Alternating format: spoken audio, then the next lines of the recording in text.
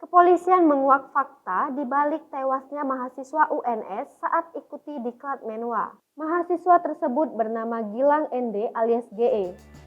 GE diketahui tewas karena kepalanya dipukul berkali-kali. Korban terkena beberapa pukulan di bagian kepala. Terang Kabid Humas Polda Jateng, Kombes Pol M. Iqbal Al-Kudusi kepada tribunsolo.com Selasa 26 Oktober 2021.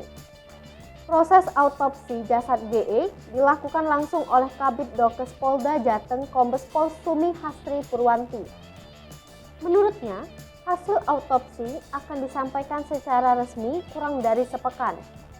Saat ini belum ada pihak yang ditetapkan sebagai tersangka. Total diketahui ada 21 panitia yang telah dimintai keterangan.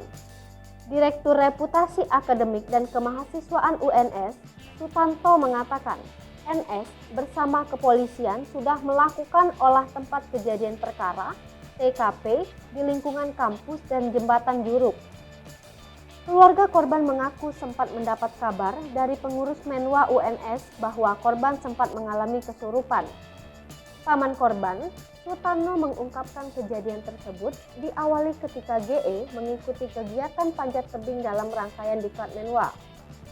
Setelah sampai di bawah, GE kemudian mengalami kesurupan.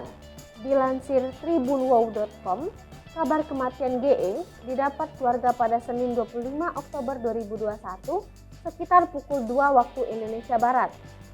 Saat itu, pihak keluarga langsung diajak ke RSUD Dr. Muwardi Surakarta untuk melihat kondisi GE. Nahas, saat keluarga tiba di rumah sakit, GE sudah terbujur kaku di ruang jenazah. Paman korban, Sutarno, menyebut awalnya pihak keluarga tak mencurigai kematian korban. Namun saat di rumah duka, keluarga melihat wajah dan tubuh korban dipenuhi luka tak wajar.